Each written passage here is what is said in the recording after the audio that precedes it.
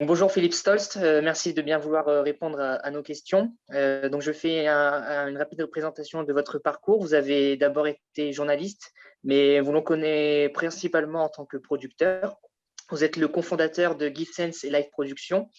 Vous avez été dirigeant dans des médias tels que H2O Production et Endemol. Vous avez produit des émissions très célèbres comme Pékin Express, Un dîner presque parfait, Secret Story ou encore Touche pas à mon poste. Lundi après-midi, vous êtes intervenu auprès des étudiants de JTM, de Villeneuve-d'Ascq, pour parler de votre parcours, mais aussi et surtout de l'infotainment. Et donc, ma première question va concerner cette notion d'infotainment. Donc, l'infotainment, bien sûr, c'est le mix entre information et entertainment, donc le divertissement. Pour vous, à titre personnel, est-ce qu'il y a une hiérarchie entre les deux et au point que l'on pourrait dire l'actualité devient un prétexte pour le spectacle? Alors, clairement, il n'y a pas de hiérarchie entre guillemets, c'est deux choses et deux traitements de l'information différentes pour moi.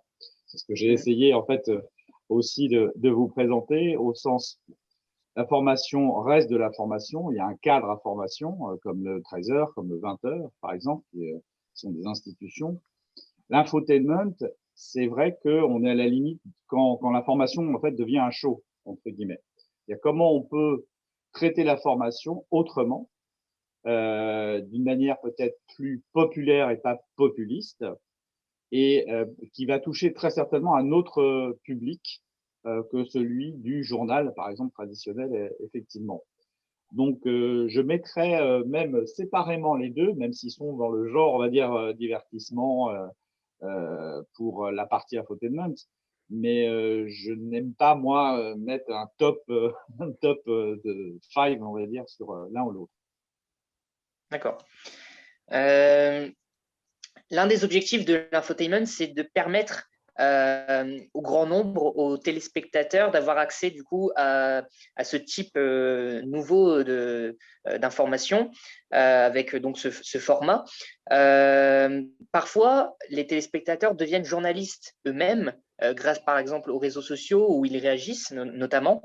Est-ce que c'est une volonté de ces émissions-là, de ces émissions d'infotainment, de vouloir mettre en avant le rôle des civils, des téléspectateurs, pour qu'ils soient impliqués et qu'ils participent aux enjeux démocratiques, politiques, sociaux? Alors ça, c'est une grande question. C'est une grande question. Pour moi, je dirais plutôt que le rôle de l'infotainment, c'est aussi de faire aimer, on va dire, l'information. Voilà. Évidemment, l'infotainment doit être consommé de manière éclairée et avertie. C'est quand même très important, hein, c'est à souligner. Et les règles de la formation en fait peuvent être un peu changées et être régies de manière multiple en fait, de multiples manières.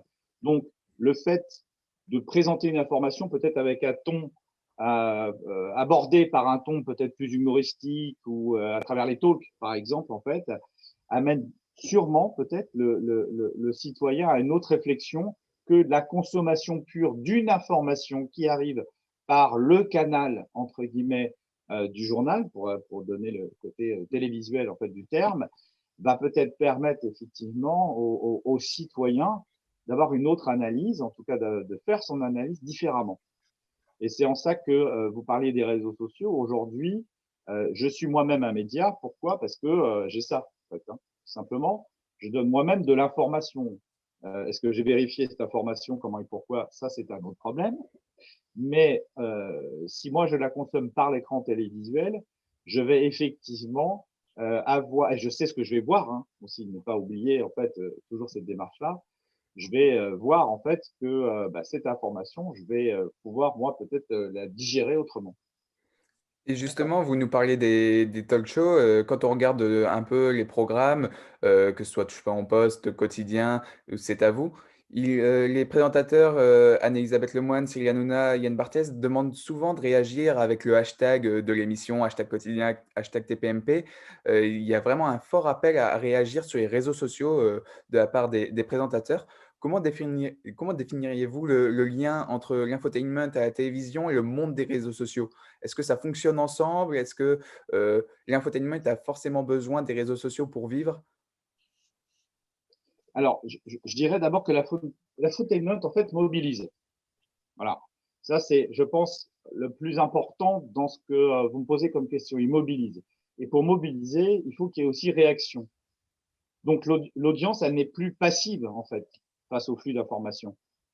Et donc, les réseaux, en fait, amènent, et nous, on a toujours voulu faire ça avec Cyril, notamment par rapport à TPMP, puisque c'est l'expérience aussi que je vous livre, on a toujours associé les réseaux sociaux, en fait, à l'émission. Et c'est souvent eux, d'ailleurs, qui ont amené des réflexions. Avant, c'était la télévision qui donnait une information, ça s'arrêtait là. Ensuite, il y a eu un deuxième temps qui est donnez-nous votre avis sur trois petits points. Et puis, on ne le traitait pas. Aujourd'hui, on ne peut pas écarter ce retour, en fait, de la mobilisation des auditeurs, téléspectateurs, etc., les internautes, parce qu'il nourrit, en fait, le flux d'informations. Donc, il n'y a plus qu'une voix qui était avant la voix de son maître. Avant, c'était la voix de son maître, ça descendait. Aujourd'hui, ce n'est plus le cas, puisque même, par exemple, sur une démonstration de l'open journalisme, du journalisme en fait participatif, on voit bien que je peux, moi, amener dans une actualité un avis. Donc, il est important de le valoriser, puisque même l'écran téléviseur est devenu, en fait, un écran parmi les autres, comme vous le savez maintenant. D'accord. Lorsque nous avons préparé l'interview avec Félix, nous sommes retombés sur un article du blog Vice qui date de mai 2016. Le titre de ce blog, de cet article, l'infotainment est ce qui est arrivé de pire au journalisme, avec pour chapeau liste stupide, contenu consensuel et moquerie bien pensante. L'avenir du journalisme comique, entre guillemets, est apocalyptique. Comment est-ce que vous réagissez à ça? Je réagis d'une manière assez simple. Je pense que c'est comme d'habitude, dès qu'on change un peu les lignes, on en a toujours peur. Moi, dans ma vie professionnelle, j'ai toujours changé les lignes. Comme vous l'avez dit dans ma présentation, de journaliste à producteur, en passant par un dirigeant de télé-réalité, vous imaginez bien que effectivement, c'est compliqué par rapport à l'intelligentsia, et notamment l'intelligence parisienne, de comprendre en fait ces changements et de les accepter. Ensuite, il les accepte puisqu'il n'a pas le choix. Et je réagirais juste plutôt en disant que ce mélange entre l'information et une mise en scène théâtralisée engage un changement dans l'idée même de la vérité. Et c'est ça, en fait, cette réaction, pour moi, c'est ça. D'ailleurs, c'est pas moi qui le dis, en fait, c'est François Jost, en fait, qui le dit très bien par rapport à cette phrase. C'est où est-ce qu'on met l'authenticité par rapport à la formation qui modifierait la réalité. Voilà. Euh, Maintenant, le discrédit qu'on peut apporter me paraît un peu excessif, surtout là, on était en 2016, maintenant on est en 2021. Je pense qu'on a fait du chemin. Et justement, encore toujours sur les critiques qu'il y a envers l'infotainment, on peut retrouver encore une fois sur les réseaux sociaux beaucoup de critiques autour de l'émission Touche pas à mon poste de Cyril Hanouna, que l'on retrouve un petit peu moins sur les autres émissions telles que Quotidien et C'est à vous, ou encore On n'est pas couché, qui est maintenant on est en direct avec Laurent Ruquier. Euh, Est-ce que vous comprenez qu'il y ait autant de critiques sur Touche pas à mon poste et pas vraiment sur les autres, ou alors vraiment beaucoup moins? Est-ce que vous comprenez ça? Alors, encore une fois, on est dans l'infotainment, mais on est dans des genres différents. Et chacun a sa place. Anne-Elisabeth, Yann Barthès ou Cyril, chacun a une place et je sais ce que je vais voir. Et puis après, il y a un jugement d'intelligentsia, encore une fois, qui est donné. Nous, on était, pardon, je n'y suis plus, mais populaire. Donc, le ton qu'on a décidé d'employer, en fait, pour faire passer cette information, c'est un ton, en fait, effectivement, qui est très simple, un peu bref de comptoir, avec un animateur qui n'est pas journaliste, en l'occurrence, et qui va animer un débat avec des chroniqueurs, journalistes pour la plupart, ou monsieur, madame, tout le monde, en tout cas, qui ont un avis. Et cette critique de dire tout de suite, ah là là, c'est pas du vrai journaliste comparé aux autres, eh bien, c'est une autre forme. Maintenant, vous savez, les critiques ne touchent pas, encore une fois. Euh, je sais pour qui on travaillait et j'ai toujours eu avec Cyril en fait cette volonté de dire, bah voilà, si, par exemple, la mère de famille qui rentre chez elle peut passer aussi un bon moment, juste en oubliant ses problèmes quotidiens et qu'elle s'amuse en apprenant cette information sérieuse, parce qu'il y a des moments donnés où c'est extrêmement sérieux et d'autres où on se lâche, parce que la personnalité, l'incarnant, c'est ça qui est important. Il y a 3 incarnants différents, en fait, aussi. L'incarnant qu'est Cyril, en fait, en l'occurrence, c'est aussi un amuseur, c'est aussi un battleur, mais il s'en est jamais caché, d'ailleurs. Donc, chacun a sa place. Yann Barthès a sa place. Anne-Elisabeth, pareil. Et Cyril aussi. La preuve en est encore sur les scores qu'il fait encore aujourd'hui. Alors, sur toute autre chose, aujourd'hui, et depuis quelques temps déjà, on voit de plus en plus de politiques, de personnalités politiques qui se prêtent au jeu de l'antenne, qui se rendent sur des plateaux d'émissions comme Balance ton poste. Donc, je pense à Jean-Luc Mélenchon il y a peu de temps, ou encore à Christian Estrosi dans C'est à vous. Donc, ça fait quelques années que ça prend de l'ampleur, ce type de format, c'est-à-dire que les personnalités politiques viennent sur les plateaux. Est-ce que, donc il y aura 2 questions en une, à l'heure où la société manifeste un certain ras-le-bol de la politique, ou s'en éloigne un peu plus chaque jour, est-ce que l'infotainment sert à réinventer un lien entre la société et la politique grâce à ce genre d'émission? Et est-ce que la politique, finalement, n'est pas la clé du succès de l'infotainment, quelque part? Alors, très bonne question. Double question. Les politiques français se piquent effectivement au jeu de l'infotainment. Hein, vous l'avez compris. Hein, vous avez cité quelques exemples. Valls qui vient, alors qu'il est Premier ministre, effectivement, faire OK. On a vu tous les présidents y passer. Bref, cette notion, effectivement, des émissions de talk-show sont devenues un passage obligé pour les politiques, clairement. Et aujourd'hui, c'est pas un exercice qu'ils doivent aimer profondément, concrètement, mais ils y sont obligés parce que ça peut amener aussi une autre image, peut-être qu'on connaît peu ou moins bien ou mal, afin de découvrir qui est l'homme derrière son discours. Et comme c'est pas un discours conventionnel, il est vrai que parfois certaines politiques sont un peu lancées un peu dans la cour comme ça et on les met au lion, 3 petits points. Mais en tout cas, on sait que cet exercice va amener effectivement de l'audience, pour être très clair, pour répondre à votre deuxième question. Et cette audience-là, en fait, elle est quand même importante et pour l'homme politique parce qu'il touche peut-être une population, un public qui ne pourrait pas toucher. Et de l'autre côté, on s'attend aussi à ce qu'il se passe des choses. Donc tout peut arriver puisqu'on le met dans une situation qui n'est pas habituelle. Ce n'est plus une question, une réponse. Là, on sait que c'est un ensemble, voire un agora en fait de discussion d'une autre manière en fait concrètement. Donc ce passage, il devient de plus en plus obligé, impératif pour les hommes politiques qui se mettent en danger hein, concrètement, mais qui amène aussi une plus-value en termes d'image. Donc tout le monde se nourrit d'un ou de l'autre. Voilà, ce soir, je vais recevoir 3 petits points. Je sais que potentiellement, j'ai peut-être une audience supplémentaire parce que moi, téléspectateur, je vais regarder l'écran de télévision et je vais dire comment ça va se passer pour lui, concrètement. Et puis, tout le monde est gagnant. D'accord. Et du coup, est-ce que la politique, du coup, c'est la clé du succès de l'infotainment ou ça fait partie du programme de ce genre d'émission ou vraiment, est-ce que c'est recevoir les hommes politiques, est-ce que c'est vraiment aujourd'hui le grand rendez-vous de l'infotainment, par exemple? Non, c'est pas le grand rendez-vous. Il n'est pas sûr de faire de l'audience, il est sûr de faire du buzz, qui est différent en fait par rapport à ce que vous dites. D'accord.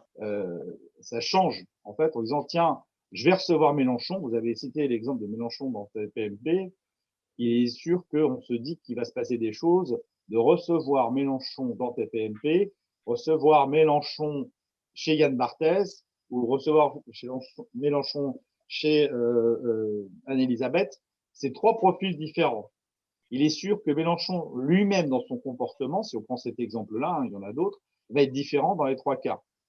Donc, c'est sûr que le show va être très certainement plus fort et différent chez TPMP que chez Yann Barthès avec tout ce qu'il y a autour de ça. Donc, on sait aussi qu'ils s'adaptent. Ce sont des bêtes de scène, hein, les politiques. Hein, on va pas se mentir, en fait. Donc, quand je choisis d'aller dans telle ou telle émission, c'est sûr que le buzz va être là. Mais je dirais que c'est pas la pierre angulaire des talk-shows. La pierre angulaire des talk-shows, c'est pas ça. Ok, d'accord. La recette du succès, c'est entre guillemets l'actualité très chaude. On peut le voir actuellement avec Touche pas en poste qui fait des records d'audience depuis des années en invitant pour la première fois sur un plateau télé des gens de l'actualité. Comme par exemple hier on était mardi soir avec l'interview du jeune Yuri. Euh, pour vous, c'est l'actualité très chaude, vraiment la clé du succès de l'infotainment?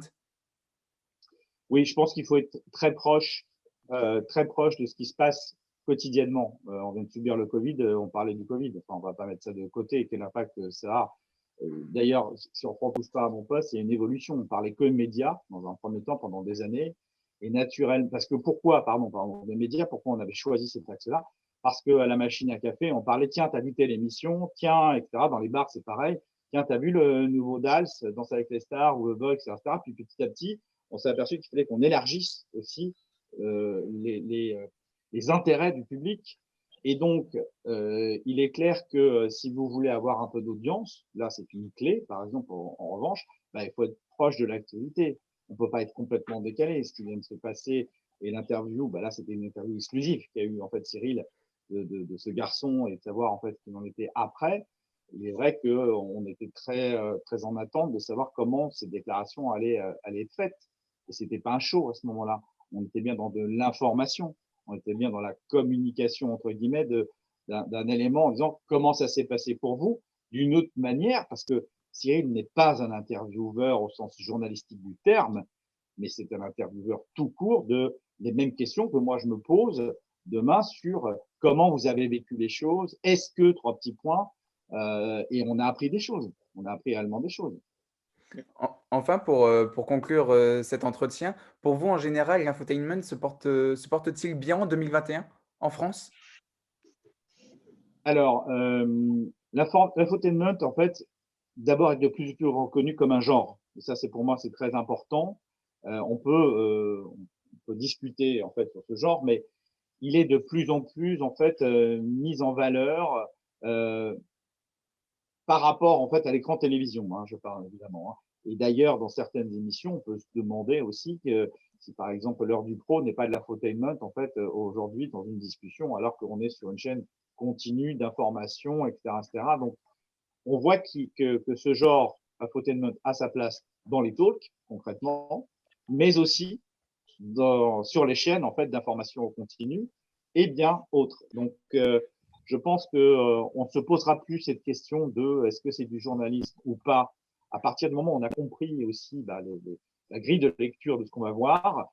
Je pense qu'elle est rentrée naturellement d'ailleurs dans notre contenu et le digital évidemment et Internet aussi a contribué, on va dire, à cette partie d'infotainment.